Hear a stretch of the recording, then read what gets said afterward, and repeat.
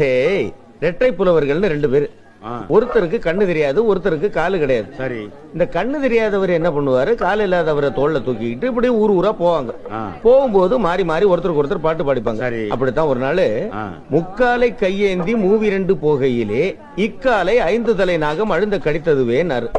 அதாவது முக்கால்னு சொல்லக்கூடிய ஒரு கம்ப ஊனிக்கிட்டு மூவிரண்டுன்னா 6 ஆத்துக்கு போகும்போது இக்காலை 5 தலை நாகம் அழுந்த கடித்தது. 5 தலை நாகம்னா நெறிஞ்சு முள்ள அது காலில் குத்திருச்சு, என்ன பண்றதுன்னு பேர் கேட்க அவர் என்ன சொன்னாரு, பத்திரதன் புத்திரனின் மித்திரனின் சத்துருவின் பத்தினியின் கால் வாங்கி தேயினார். எவ்வளவு பை? 10 ரூபா. பத்திரதன் அப்படின்னா தசரதன். தசரதனுடைய புத்திரன் யாரு? ராமன். ராமனுடைய மித்திரன், மித்திரன்னா ஃப்ரெண்ட். ஃப்ரெண்ட் யாரு? அனுமாரு. அனுமாரு ராம பக்தன்டா. மித்திரன்னா ஃப்ரெண்ட். ஃப்ரெண்டுனாக்க சுக்ரீவன். சுக்ரீவனுடைய விரோதி வாலி. வாலியினுடைய பத்தினி தாரை. தாரையில காலை எடுத்து விட்டா தரை. முள்ளு குத்துனா தரையில தேய்ங்கிறதுக்கு எவ்வளவு அற்புதமா பாட்டு சொல்லிருக்காங்க பாத்தியா? ஏனே முள்ளு குத்துனா தரையில தேய்னு ஒரு வரையில சொல்ல வேண்டியதானே? அதுக்கே புரியாத பாட்டுலாம் பாடிக்கிட்டு இருக்கீங்க.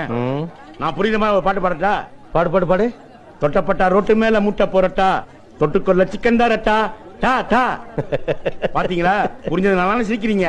தொட்டப்பட்டானா புரியுது, ரோட்டு மேலனா புரியுது, முட்டை புரோட்டானா புரியுது, தொட்டுக்கொள்ள புரியுது, சிக்கன் தரட்டானா புரியுது. இப்படி புரியுற மாதிரி பாட்டு பாடிங்கண்ணே. விளக்கம் வேற. பரோட்டா